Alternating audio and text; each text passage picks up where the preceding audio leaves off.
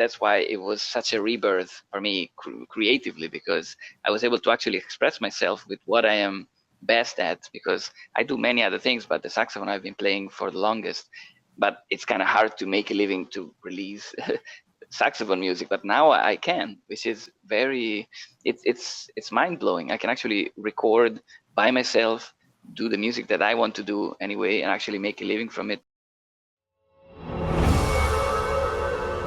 Good Morning Metaverse, a Web3 and NFT podcast. GM, thank you everybody for tuning in to the Good Morning Metaverse podcast presented by Mint Songs. My name is Josh Gordon and I'm your host. I appreciate everybody for tuning in to another great interview we have. Today we're talking to Nifty Sax, who is calling in all the way from Italy. So we've got an international artist on the podcast today. Now Nifty is doing some amazing things in the music and NFT space. He has recently released a project that not only sold out, but did so in a really interesting fashion. He's finding success from diving into the community, really helping onboard and bring new artists into the Web3 world, and also creating his own NFTs and brand.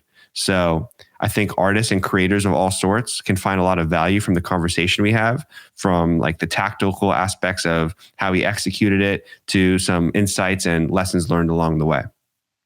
So before we dive into that, I'd like to quickly ask a favor for everybody listening.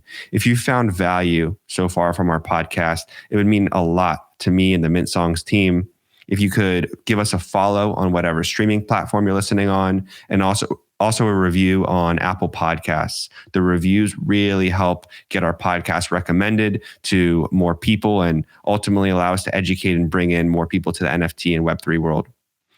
Thank you for that. Now, let's talk about our quick tip. So we've seen airdrops be a very popular mechanic in NFTs and DeFi and Web3. And I want to talk through that for a minute. So essentially, Web3 is all about decentralization, distributing ownership to a group of people. Now, some interesting examples of airdrops and how we've seen that decentralization work out is most recently with ENS, Ethereum Name Service. Now, they did an airdrop to all people who held an ENS domain and dropped a ENS token to them, claimable for free. All you had to do is pay gas fees. Now, what this is allowing us to do is introducing governance through this token. So it's a currency that can be used to vote on proposals. So if you hold the currency, if you hold the token, it gives you access to have input on decisions for the protocol. Now we do this normally to distribute to people already using the platform. Airdrops often are rewarding early users, and it can be seen as better than the traditional method of rewarding venture capitalists or investors who are able to invest in a company early on. So instead of giving the majority of these financial rewards to like VCs, we can give them to the people who are active in building up our platform, our protocol, the people who are our biggest users. So to cover a little bit on how airdrops work, there's kind of 3 steps that I want to highlight. The first is the platform will determine the criteria for qualifying wallets. So for example, ENS decided that you had to have an ENS domain. And then there were sub requirements too, that was the main requirement, was you had to have an ENS domain. And then after that, the platform will do a snapshot of all wallets that meet that criteria. And then they will send tokens to those wallets, or they can be claimable through a website. Now, what we saw with ENS was it didn't just matter that you had the ENS domain. You also got extra rewards for the length of time your domain was registered for. And there were some other factors included too. But ultimately, the people who were most loyal to the platform and who had really been using it were the ones that benefited most. So for some, you may be eligible for airdrops and you don't even realize it. So in our show notes, we are linking to a website called earni.fi, and you can enter your wallet and they will let you know if you are eligible for any airdrops yourself. So I have on the screen, if you're watching on YouTube, And if you're listening on Spotify or Apple, you can check out the links in our notes or hop over to YouTube to watch. But I'm sharing that I have some unclaimed POAPs from some different projects: Constitution DAO, Bored Ape Yacht Club, Euler Beats. So this is actually a really interesting tool and really insightful. And I think some people might have potentially tokens sitting for them that they can claim, and they might not even realize it. So today, if you take anything from this quick tip, it's just to understand what airdrops are, how they work, and we are going to link to a video where you can get some predictions on future airdrops that could be happening in the future. MetaMask is one that's been talked about a lot online to reward basically users of the MetaMask wallet. So with that said, let's jump on into our interview with Nifty Sax and pull him up onto the stage.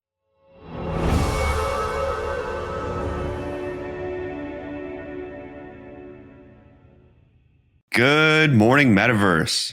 Thank you for tuning in today. We've got an amazing guest, Nifty Sax, calling in from Italy right now. First international Good Morning Metaverse podcast. And we have a lot of really great quality content to dive into.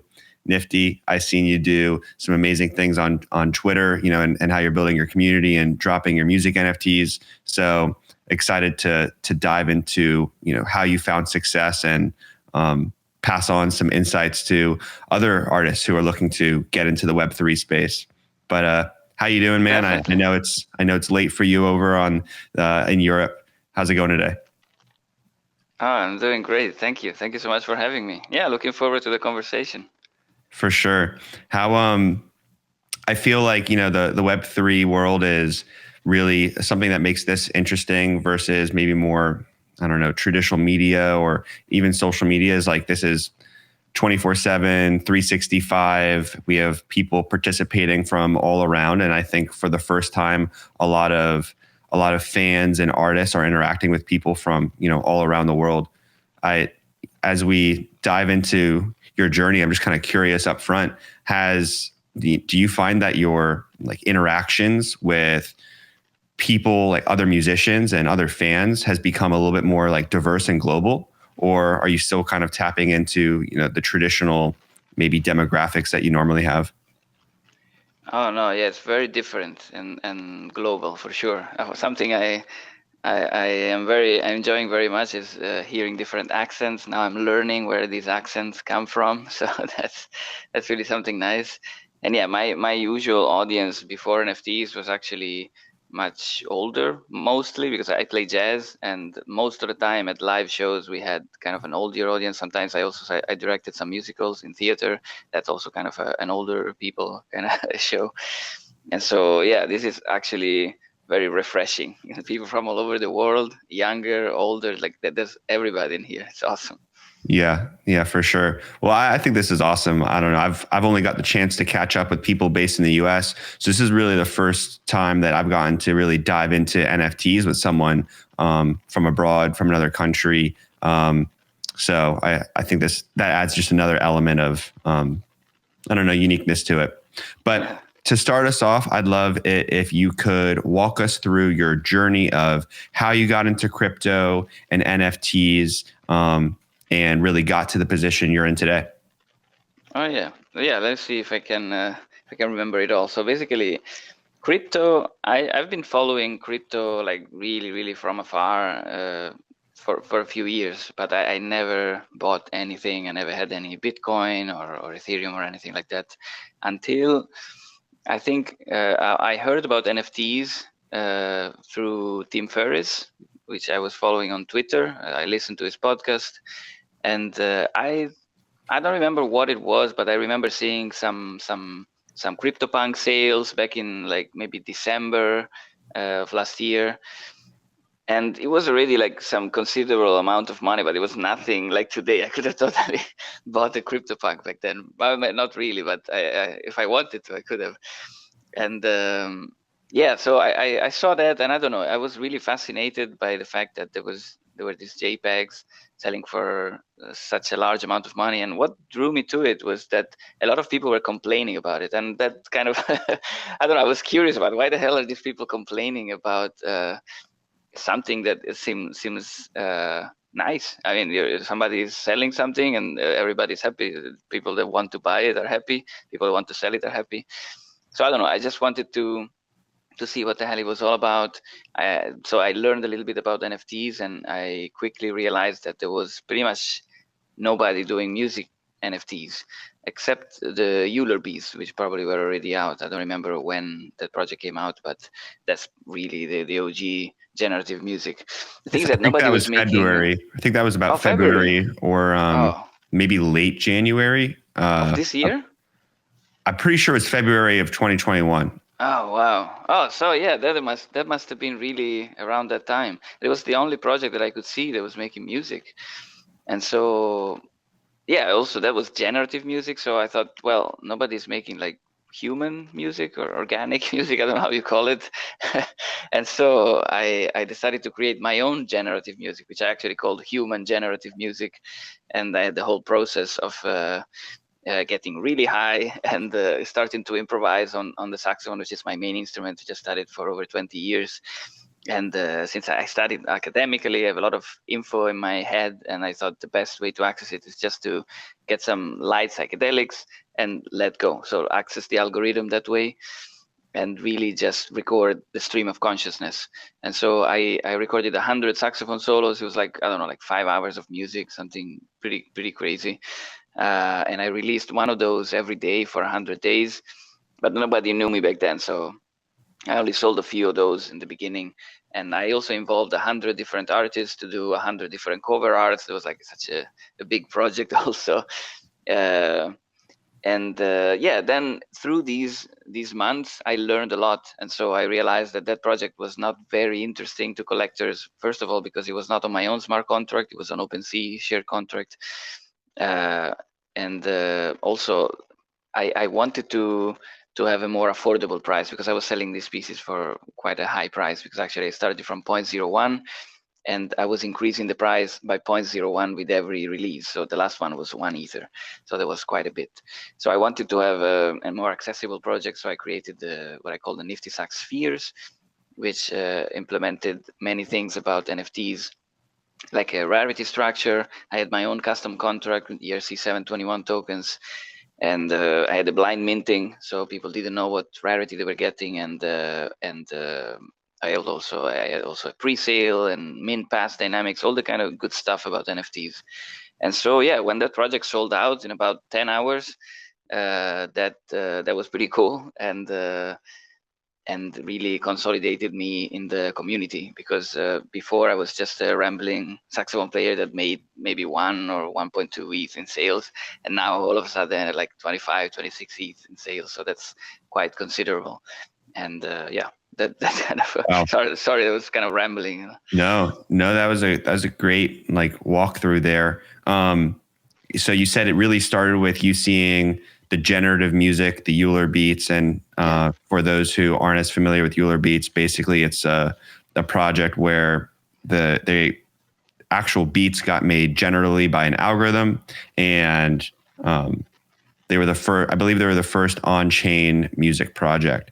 And so you said you saw that, took some inspiration regarding. You weren't seeing too many people put human generated music. So I saw on your site, you talk about this algorithm that you tap into. Can you like walk us through a little bit more, your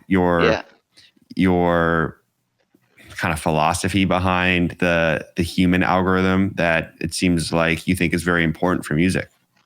Yeah, definitely. It is important. To me, it's very important. I always love to see some human element in the art that I consume. So yeah, it all started with the fact that I studied a lot of music. I studied classical music, I studied jazz, and I studied in conservatory for 9 years. I had a master's degree and all kinds of stuff like that. And then I studied jazz independently with many other amazing private teachers. So I have a lot of information in my head, but I realized that it's really hard to access it in a very pure way. So of course I can go on stage and play a jazz solo and access all my jazz info and really get in the groove and play, but that's just one aspect. So I thought, what if I can access all of it at once. So yeah, so my idea was to get so high that I completely give up control. I completely relinquish the control, and I let the music take over, and then I just let my fingers do the work, because there's so much muscle memory, so many things that happen in the human brain. So I thought, okay, let me see what can happen with that. There's definitely an algorithm there which I am not aware of, and I just want to try to access it.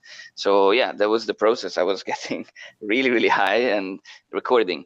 And the thing is that since I wanted to stay pure to the concept, I never ever allowed myself to trash a recording. I kept all of those 100 recordings in their entirety. So sometimes there are some things that I might cringe at as a saxophone player. It's like, oh shit, that sounds like a mistake. But in the end, it's very pure. When I listen to them, also since I was so high when I recorded, it's very surprising to me the kind of places where I go.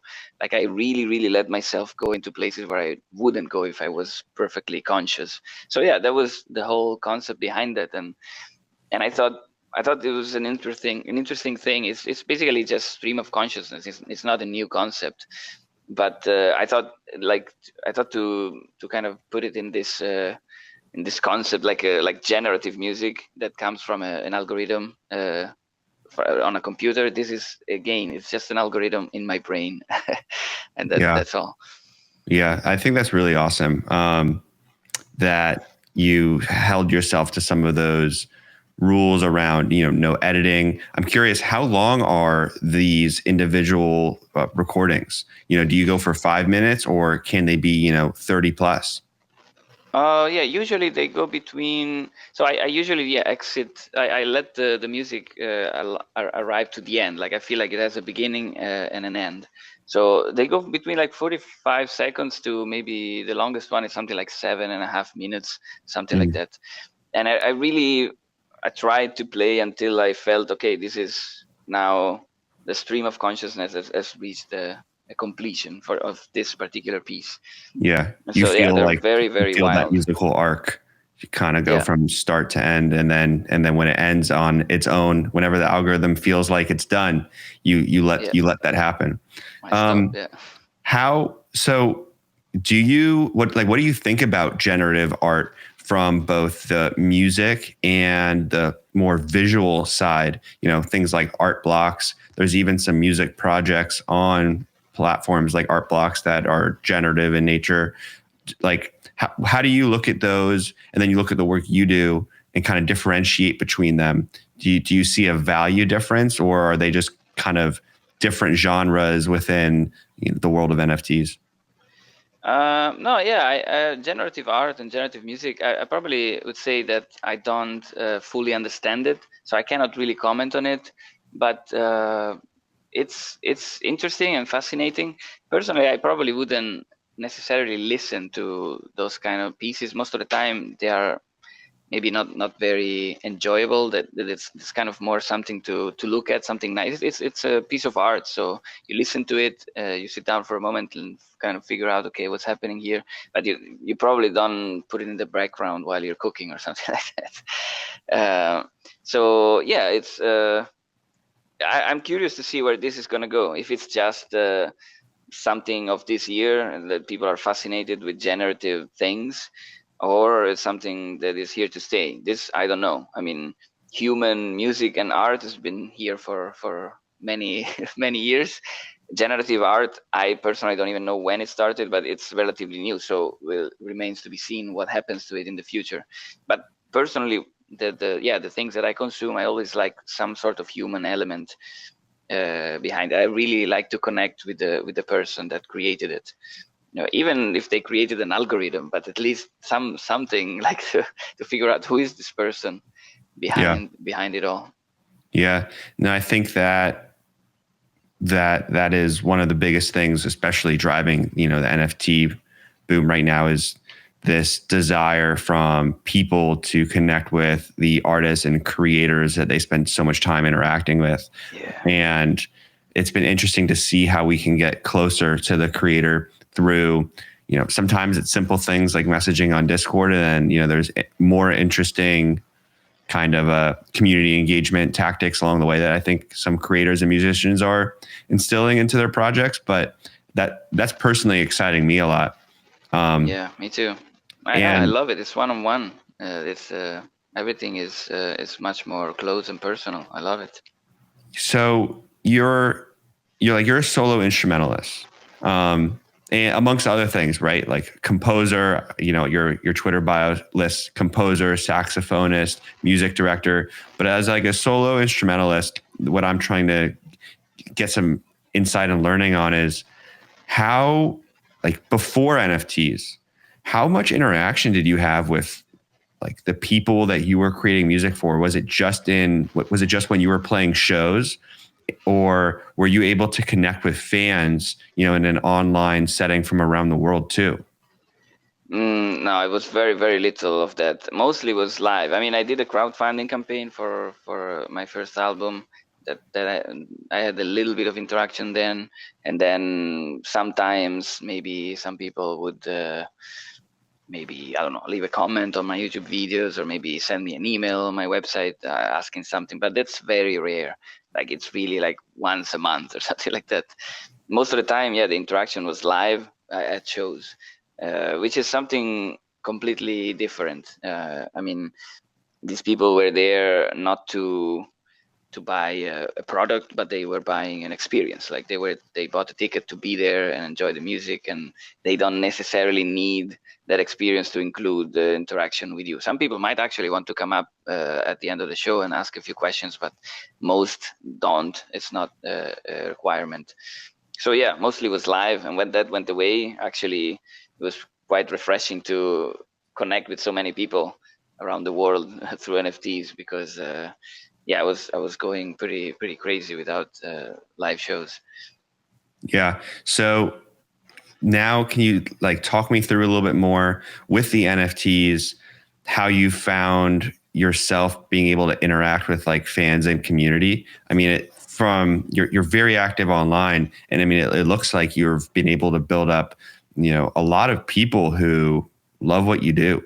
And now you're able to interact with other musicians and artists from a standpoint that it seems like wasn't really accessible to you as just a live performer, just a soloist. Especially, I feel like solo instrumentalists are very different than maybe a band or a traditional rapper, because they're more focused on building fan bases, whereas instrumentalists are kind of more so, I mean, correct me if I'm wrong, but like getting gigs and maybe, playing live. So what's been the best parts about, this community engagement that you found now in the Web3 world?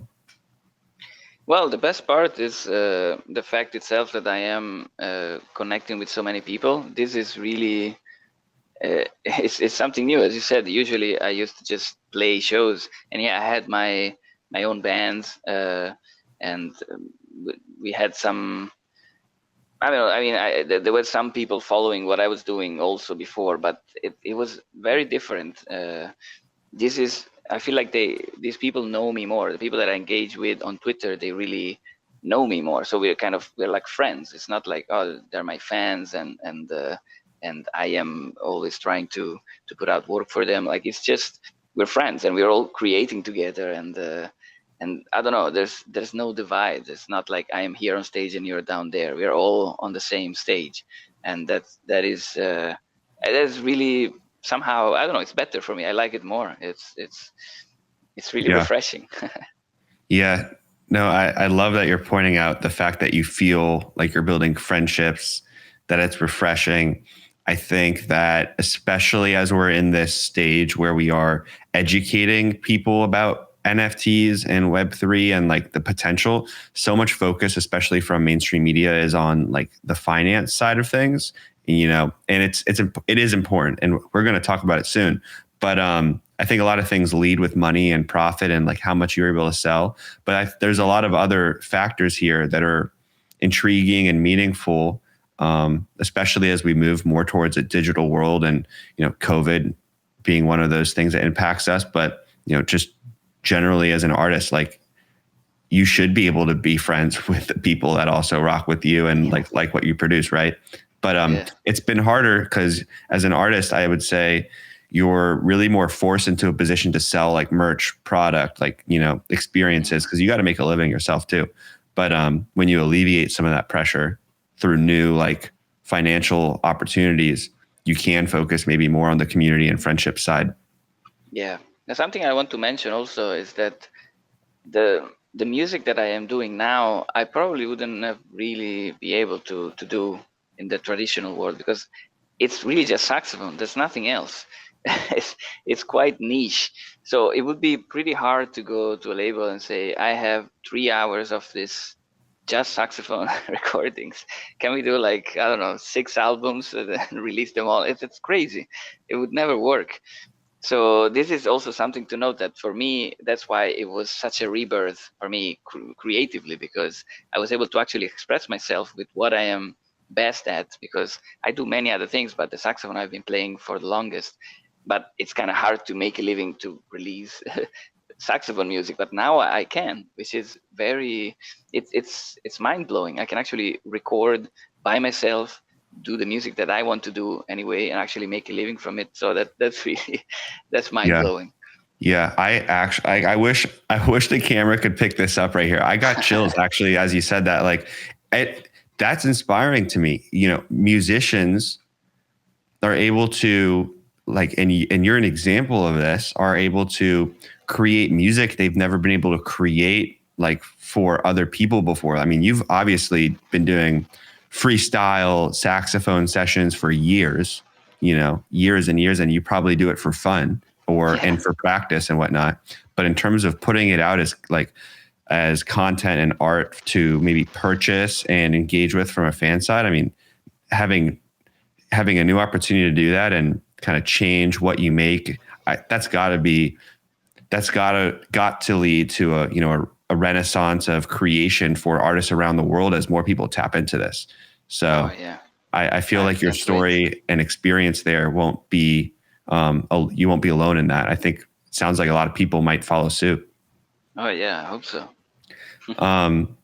Wow. Well, okay, cool. That was a great intro into some of the background and the ways you're able to engage. I'd like to talk about kind of as you build a brand as an NFT creator and artist, you also personally seem to be very focused on education and like educating other artists and investors and collectors. Why is that important to you? And then maybe we can dive into the NFT Academy and of yours and talk through that. I don't know. That kind of just came naturally to me. I just started to engage with the community, and I realized as more people were coming in, they always had these questions and they always wanted to know more and more. And I was happy to help. And then I realized that there was great value in helping other people as well, because then they will remember that you helped them, and maybe they cannot support you financially, they cannot buy your NFTs, but maybe they will shout you out, they will retweet because you helped them. And so a retweet is free, they can always do that. And so of course it's super important in community building that people actually support you, like you support each other. And so by doing the first step, you invite a lot of people to help you. You will probably have only like 2 or 5 out of 100 people that you help, but still it's already nice to help people, and plus you get a little bit in return. So it's a win-win in my opinion. And so I was doing these spaces daily. I started to do like the space for introverts, like something like in June, because I realized that there was kind of a problem in spaces. I was going up there, but since I am an introvert myself, maybe I was going up on stage, but nobody was addressing me, and I felt like I was in the middle of a conversation, and I felt really bad by unmuting myself and just jumping in. I can't do that. It's just not in my personality. And so I thought, okay, let me just do a space for people like me. And that became really popular because apparently artists are many times introverts. And so then I always made it a point to actually address everybody that came on stage and to invite every single person that I was seeing in the listeners. So everybody had a chance to come and speak. And so it's like a safe, chill place to just hang out and make connections and keep up with everybody's work, because also this is another point, like it's really hard to scroll through the timeline when you follow like 1,000 people, but if you actually talk to somebody, like you see each other maybe 2, 3, 4 times a week, you keep up with everybody's work, and then you can share it that way. You can say, oh, I pin it to the top, let me retweet it. It's much easier for me than rather than like scrolling endlessly like a like a monkey. So yeah, that was basically how it happened, like organically. And then after the success of my latest projects, the Nifty Sack Spheres and the Genesis partly, I realized that I had way too many people now asking me to spend like an hour with them individually. That was too much. Initially, it was only a few, and I could handle that. But right now, I just couldn't. I have too many DMs, so I thought, let me replicate my success for somebody else, like just to show that it's possible. You just start from scratch to sold out. Let me try to do that. So I invited people to apply and send me their music and their ideas. And I want to start by helping one artist and see if I can scale it and help maybe 2 or 3, because what I have learned, I think, is replicable. It's not magic, I really just did a few simple things that can be replicated by others. So I wanted to put it out there and see what happens. See if I can help somebody go from 0 to sold out. And if I can do that, let's see if I can do it 5 times and then 10 times. That would be awesome.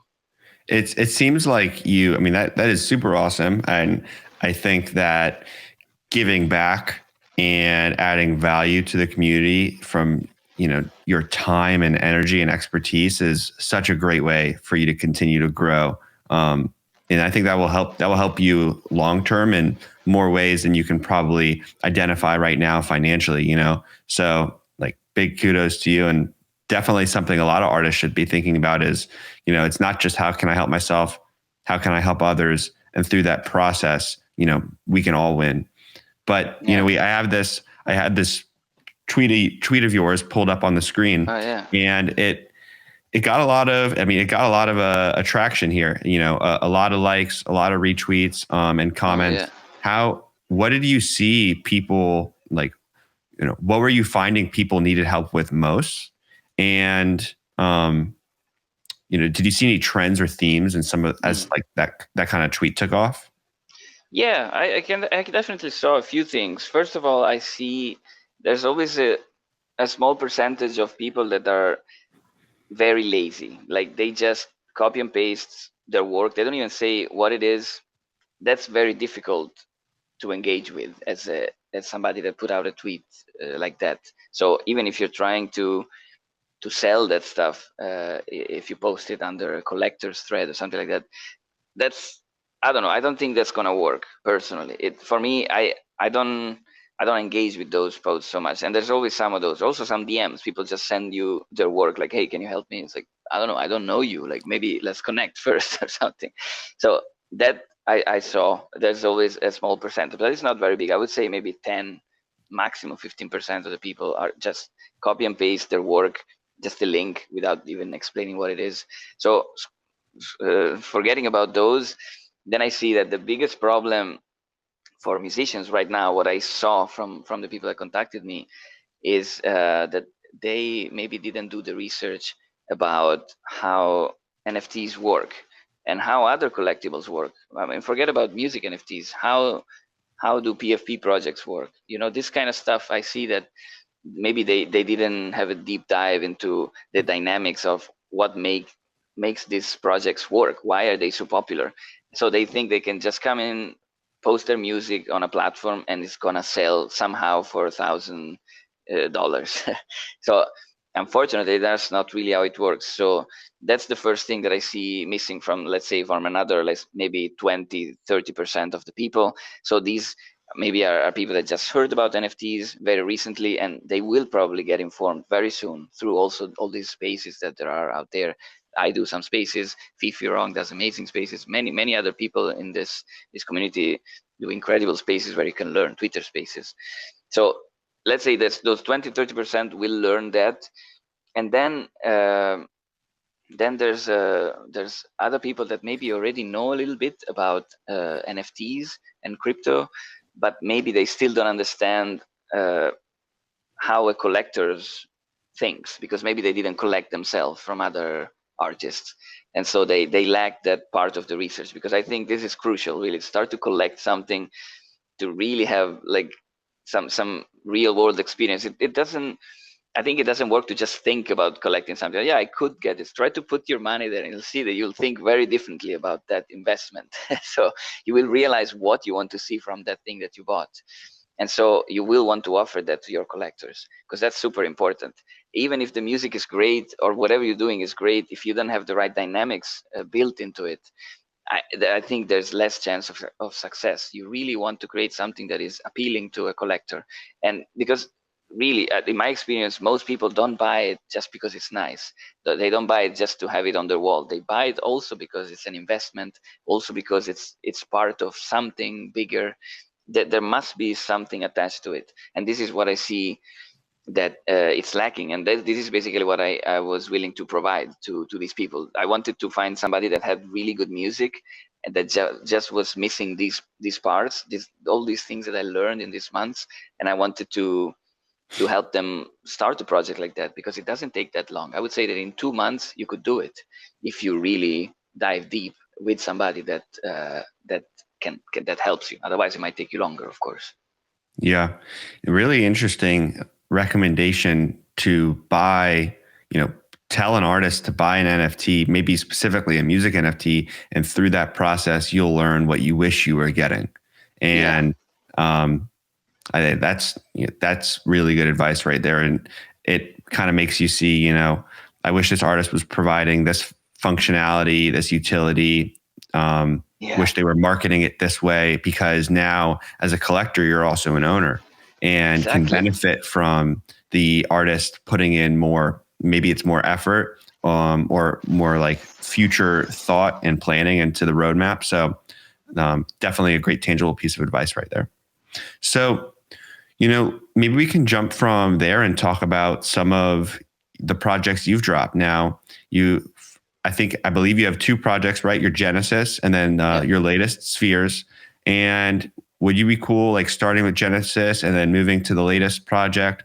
I'd like to know, how that first project was success-wise and how Spheres was success-wise, and if there was a change between the two. And also would like to touch on the fact that you used your own ERC 721 contract, and touch on why you did that. And you even mentioned the tokenomics and the mint pass. So lots to dive in here, but let's just start off explaining what the first Genesis drop was and how that went. Yeah, well, the Genesis drop was this project that I was talking about before, the human generative music. So it was structured this way. I had 100 pieces, and my idea was that I was going to build up hype. Of course, that was not how it happened, because nobody knew me back then. If I did it now, maybe it would be different. But my idea was, okay, start selling really cheap, like for 0.01, and then the next day for 0.02, and then 0.03. And also back then, Ethereum was not as high as right now, so it wasn't that expensive. And I thought, okay, let's see if this works to actually bring more and more and more people, because the floor just keeps rising every single day. That was my initial idea of the tokenomics. It didn't really work that way. First of all, because the initial pieces were so cheap that some people actually bought a more expensive piece right away because they liked it more. So that didn't work. And then also the floor was rising by quite a bit. It's quite significant. 0.01 doesn't seem like much, but when you add it up every day, it's quite significant. When you get to 0.16, 0.15, or 0.20, that there are not so many people that are willing to spend that much on an NFT. Especially most artists are not gonna spend that. So you're already cutting 95% of the population out when you do that. That's what I learned also, and that is what I also then applied in my next collection. But anyway, staying on the Genesis, this was the general idea that's the basics of the tokenomics. And then I wanted to have different cover arts, so I invited many artists to create different cover arts for those pieces. And I thought this is going to be really cool, because they will sell the cover art as an NFT. I will use it only as a display image on OpenSea, so it's actually not on the token. It's not on the blockchain. It's just on OpenSea. And so if somebody actually wants the NFT of that cover art, they have to go get it from the artist. So I promote 100 different artists, and they promote me. So I thought that was going to work out great. It didn't. Also, that didn't work so well, because again, I was not deep enough in the community, so nobody knew me. And most of the artists that actually accepted to work with me also were kind of unknown, so that didn't work to my advantage so much.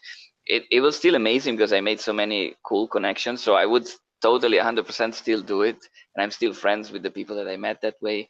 And the pieces are awesome. The cover arts are amazing. If you look at the whole collection, there's so many different cover arts. And so I'm happy about that turned out, but it didn't work out financially, because it was such a steep climb in floor price. Yeah. For an introvert, you just brought together 100+ artists to work on a project with you. So yeah. Nice job on that one. Thank you. Yeah, that was tough, but it was really cool. So then, would you recommend, and I know that this first drop didn't work out from a financial perspective because of your newness to the NFT community and like needing to build your name up, right? But yeah. Would you still recommend the use of the tokenomics of the increasing price for different items in your collection versus having them all be like a flat rate? I know there's some discussion online about, collections that use both of those and what you think about them. So I think that it's really cool to have a low entry point, especially if you have a blind mint, meaning that the collector doesn't know which piece he's getting. He might get a super rare one, or he might get a basic one. That I love. I still think that the increase of price, like the kind of the bonding curve, is cool. I think if I did it now, I think it would work well, but it is hard to sell a piece at 0.2, at 0.3, at 0.4.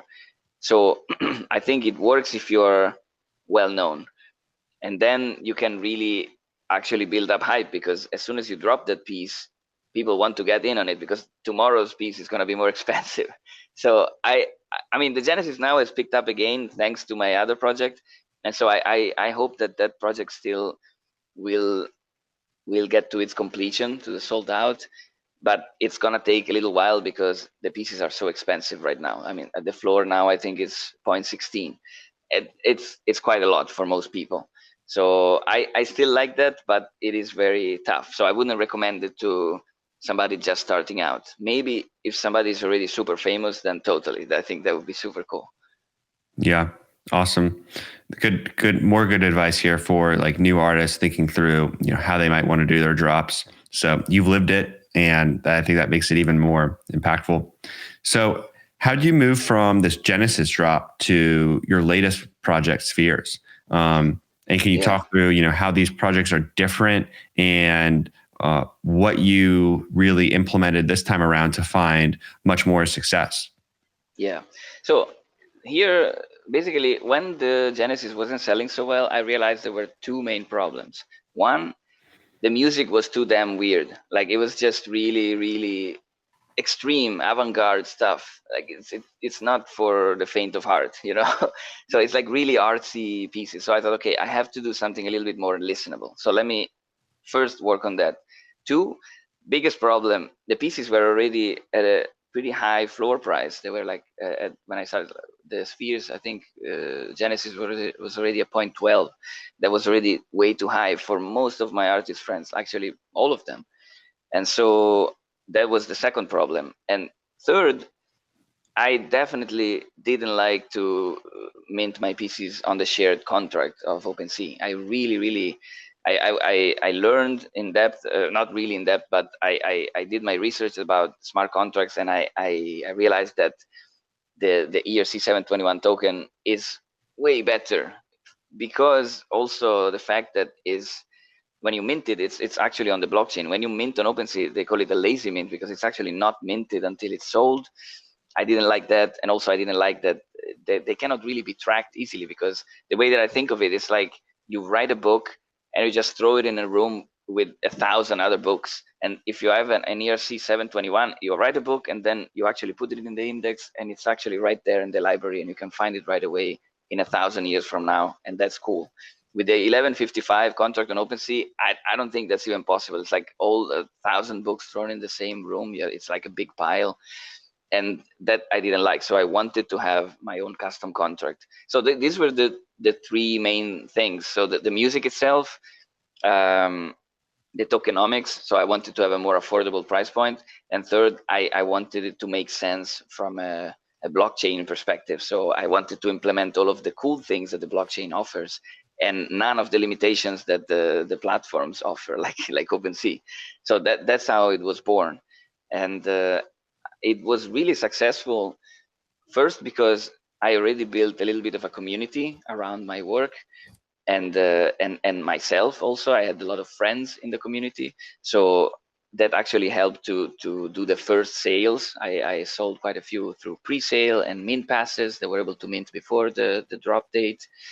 And then the biggest factor that actually allowed it to sell out was the fact that I had my own smart contract, because it was tracked by these tools like Nansen AI, this kind of tools that people use to track contracts on Etherscan.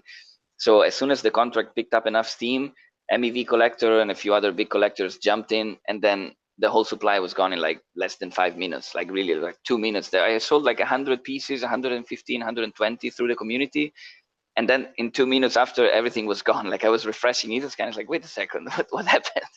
And Wow, so that's basically what happened. you were probably like losing your mind as that happened, because that Yeah, seems like an unexpected outcome, right? Or were you planning yeah. on selling out, but maybe just more slowly over time? So I planned for a week, because I had the blind mint. So I thought, okay, let me try to sell out in a week. I think I can do it in a week. So I planned to sell out. I wanted to sell out, but I didn't think it was going to happen so quick, because also I was on a space for like, I don't know, 8 or 9 hours. And I was talking to everybody that was coming in about the project and selling maybe 4 or 5 pieces every time. Sometimes maybe the collector came in and they were curious. Okay, let me mint 1 or 2. And also I had a discount structure where you minted more than 3, you get the next others at a little discount. So many people minted 5. And yeah, so after those 8 hours, I thought that's enough. I'm gonna go to sleep. Let's see, let's pick it up tomorrow morning. But then when I went to refresh the Etherscan, I saw that they were all gone. So that was quite a wild ride. That night I didn't sleep at all. I kept the space going, because then it was like a party. So in the end, it was like, I don't know, like 12, 16-hour space. It was amazing. Yeah. Wow. Huge congrats on that. I mean, that's really, really awesome to hear. Especially because you had put in, I mean, you put in so much time and energy to helping build a community, and then to, see it all come together, and that, is amazing. And Yeah. it's really interesting too, how you think the custom contract here played a big factor into, getting picked up by some major collectors. So that's something I haven't thought about before, or actually heard anyone's experience. Yeah, I think really that was essential. Otherwise, it probably wouldn't happen. I mean, I might have still sold out slower, which actually is something also to consider. It might be better, because I had some issues later on, because it was sold out so quick. But yeah, because of the fact that the contract was picked up by the trackers, because it was such a small supply, it was only 385 mints. After I sold 120 already, the contract looked really good. Like, it's time to get in. And so that's definitely how it happened. And it's very interesting to note. And I think if artists want to release a big collection, it's yeah, there's just no comparison. It's way better with your own smart contract. But yeah, something to keep in mind is that if you sell out too quick, you will have problem with your community. Some people are going to annoy you. You're gonna have a few trolls. Some people that are complaining about the floor price and like coming to the Discord and making noise. So I had to actually buy back some pieces. Then other pieces also were bought back by other people in the community. I mean, the secondary market has been pretty healthy so far. I've done like something like 14 ETH just in secondary, but initially it was kind of weird and scary to have to deal with these people. Like they were like just basically just annoying, just trolling. You know, they were upset because they weren't able to purchase in time. There was one, but that went away pretty quick because then people forget. But mostly was the people that bought in just because they followed some other collector, and they didn't even understand the project. They didn't even know that there was music in this token. It's like, what the hell is this? What did I buy? It's like, why did you buy it? It's like, what the hell? Yeah. But yeah, this is kind of what happens when people just use AI. They just buy something because an algorithm said that this contract was good, but maybe they end up not caring about what's in the token. So it's something to consider. And if you sell out too fast, you might encounter this problem. I've seen it also with other people complaining about this, and people that have the slow community building, like what they say the Bored Apes did, which I don't remember how fast the Bored Apes were sold, but probably took about a week or two, maybe even more. I don't remember. But they say that it's better to sell out slower.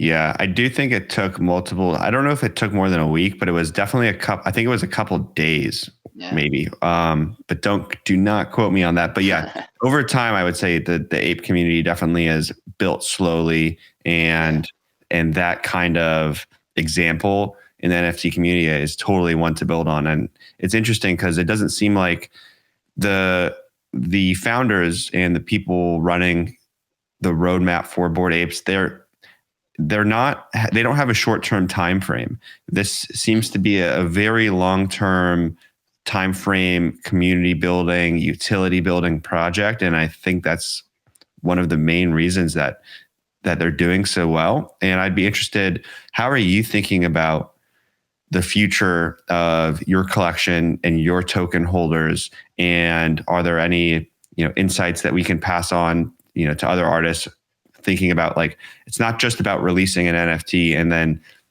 calling it a day and taking your ETH and moving on. Where do you go from here? Yeah, this is still a work in progress. So I don't know if I have advice, but I can say what I have planned. So I definitely plan on being here in the community and keep being part of the NFT world. So my personal stock should increase just by the fact that I am still here. Because of course, if you disappear, that I don't know what happens to the tokens. But I'm gonna be here because I found something that I really love and actually works as well. So I don't see any reason why I wouldn't be here. So that's one thing. Second, of course, everybody that owns a piece of mine, and now I will implement this with people that own spheres. Everybody that owns at least 2 spheres will be able to mint my next collection for free. That's one thing. And so I don't usually I don't plan on having like insane amounts of like extra things on the tokens. Like, of course, you can use the music for your own whatever. You can make movies, you can make NFTs. That I don't mind at all. So that's some sort of utility. But I try not to focus too much on the utility, because I think the main utility is the fact that you own a piece of this and you will be able to resell it. If I keep pushing my brand and people hear about what I do, more people hear about what I do, more people will want what I do.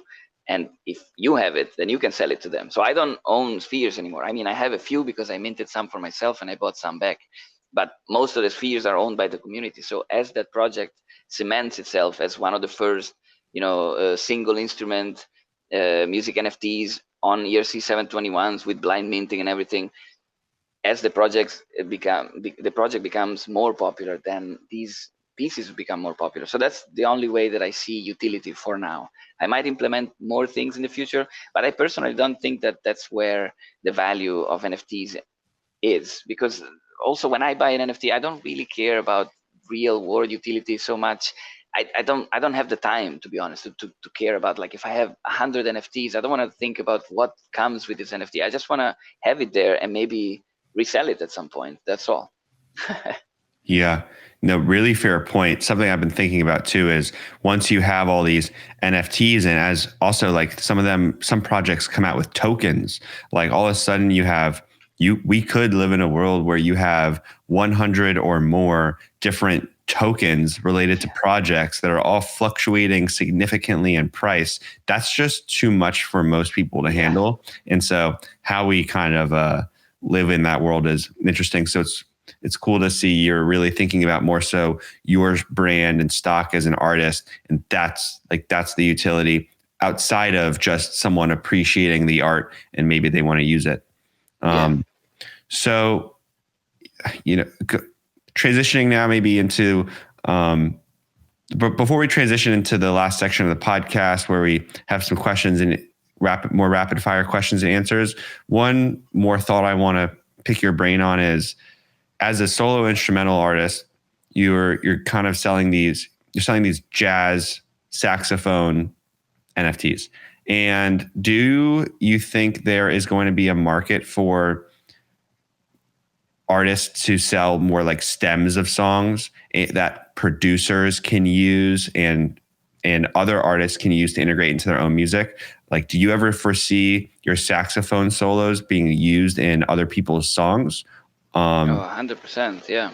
This is actually more the purpose of the Genesis. Like, I put it in the metadata that people can actually, I also, in the unlockable, in the Genesis, I also give the dry version, like no reverb, no nothing. It's exactly how it sounded from the sax to the mic.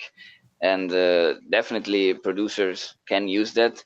And I see in the future people selling also sample packs as NFTs and stems. So any instrumentalist, they can record bass lines and sell them as NFTs. Plenty of things like that. So the future is bright, I think, for musicians in NFTs. As soon as they start to realize that the technology actually can help them, and it's not just about making money one time. It's really a steady income that you can build with NFTs. And I wanted to mention also that what I sell right now is not necessarily jazz music, but especially the spheres are kind of more like meditative, chill music. But I totally see more instrumentalists come in and tokenize their solos, because also like kind of like my Genesis collection, because a solo is something that is so ethereal. It just happens and then it's gone, But if you mint it, it's that forever. You just kind of fixed it in time, so that particular improvisation is there and represents you at that particular point in time. So as jazz fans particularly, they like to hear their favorite jazz people improvise, and actually, especially if they're also saxophone players, maybe they like to to pick your brain, like, oh, what kind of line did he do there? So it's really cool to have that tokenized, and you can actually buy it, like you can own it. You can own that little piece of history of that particular saxophone player or trumpet player and whatever instrument. I think this is going to be big. I think jazz people still didn't wake up to the power of the blockchain, but they will. Yeah. And I guess one follow-up question on that is, why, I don't know, are you familiar with, websites like Splice where you can sell, beat packs? Like, why is selling a beat pack or a stem as an NFT potentially more beneficial to the artist than just selling it on Splice? Well, I'm not super familiar with how Splice works, but I think that the benefit of the NFT is that theoretically you could have lifetime royalties out of those whenever they get resold. So that's already one huge benefit. And then, of course, there is the added value that for the people that actually buy these things, they might actually increase in value. So they might even resell it. So they make money and you make money on the secondary sale. Yeah. And so this is amazing. Yeah, I'm kind of like, two thoughts popped into my head. One, selling your own NFT or beat pack or solo instrumentals versus uploading it to a platform that kind of has that kind of stuff built in, like Splice. a benefit would be you become your own platform. Splice can go down tomorrow in a month to, who knows, and your products would be not purchasable anymore. The domain may not exist, and as minting your NFT will exist forever as long as the Ethereum blockchain is around. And another thought was, maybe someone buys your saxophone instrumental, they use it in their song. That song becomes super popular, and thus your sample, your NFT, is now more sought after. And the person who owns it can resell that at a higher price down the road. So a lot of cool kind of financial games we can play here. Yeah. Okay. Well, to get to the end of the podcast here, I'd like to know, where are you going next? How can people get involved? I know you're about to do the reveal on spheres. Is there anything else you want to share around like what's next for Nifty Sax? The spheres are already revealed. Everything is out there. All the rarities are out there, and now they are available in secondary. So that project has already reached its completion. Now the next step is just to raise the floor price on secondary. That's my job as a creator. I want to make you money, so I will keep promoting it, and I will keep talking about it. And of course, as people find out more about me, they will find out about the spheres. That's a little parenthesis. But the next project, I'm already working on it, and I don't want to say too much because I'm still not really sure about how I'm gonna do it. But basically, what I can say is that there will be more pieces. It's definitely more than 385. It's something more like 5,000, and there will be definitely saxophone, but there will be also another instrument, and it will also have some generative aspects, not only human generative. that's all I can say for now. But it's I'm very excited about it. I think it's going to basically put everything that I've learned from the Genesis and from the spheres into this ultimate collection that I will release probably around the end of January. Awesome. Well, I'm excited to see that come to fruition, and I know I'll be following along for that. Good luck. Now, the final is 1-2 Web3. I got 3 questions for you here. Who is an influential creator that inspires you? Oh boy, right now or people that inspired me back in the day. I don't know. There are so many people that I engage with on a regular basis. There's Fifi Wrong, there's Dale, there's Domino, there's Karma. There's so many people on Twitter. I don't know how I'm gonna name them all. But people that I connected with early on, somebody like Metalisa, Komachi, aka Chambo. There's just so many people, and I try to always see what they're doing right and try to implement it in what I do. And this is something I would recommend to anybody. Don't necessarily wait for me to tell you who to follow. Just follow a bunch of people and see what they're doing right and what you think they're doing right. Maybe it's something that's not even working for them, but you think it's really cool. Maybe you can implement it. And that's what I would say. I don't know. I cannot name too many. I cannot name enough people. There's not enough time. Yeah, totally. It is hard, but a bunch of good names people can go look into if they're interested. Now, what's your favorite NFT? My favorite NFT? You mean in general, or the favorite that I own? I'll let you answer that one. Well, my favorite NFT is actually one of my spheres. Like if I have to pick one of mine, is actually one that is not even that rare. It's a 104. It's called Altair. It's one of they have different colors, and this is one of the rainbow ones. And that's one of my favorites. It's just super chill, very short, and I actually listen to it. It's weird, but I actually listen to it myself many times. I just find it very relaxing. And that's how I can answer that question. I don't know. I have many other NFTs from other people, but I cannot again go into which one is my favorite. Sweet. No, for sure. And then last question: in 5 years, what's the craziest thing we'll be doing in the metaverse or in music NFT related that people aren't even thinking about yet? Oof, wow, that's also a huge question. Well, I think there are so many things that we still don't even uh, envision. I think that music definitely is going to play a huge role, and whether it's going to be streamed or it's going to be bought, this I think this is going to have a major effect into real life as well, not only in the metaverse. Because if people are actually able to create the music that they want to create, not what works on Spotify, what they actually want to create and make money from it, that is a huge revolution in humanity, not just in the internet. It's huge for people. And so I think this is really, really going to change the world, not only for music, probably also for art. People are able to create the art that they want and make money from it. And they don't have to follow the trends. They don't have to please the lords of the algorithm. They just have to be there and have to connect with other people. So this is probably the biggest change, the one that is happening inside ourselves that we are still not seeing. Yeah. Yeah. Really insightful. I hope all that comes true. So, well, I appreciate your time, Nifty.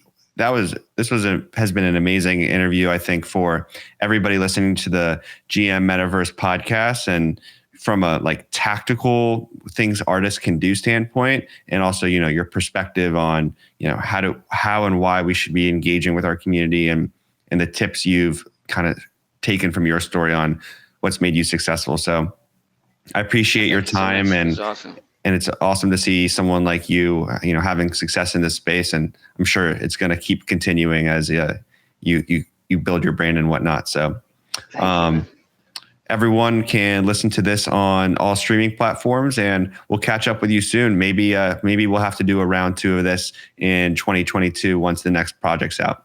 So definitely love to. All right, Nifty. Everyone listening to Good Morning Metaverse, thank you so much, and we'll catch you next week.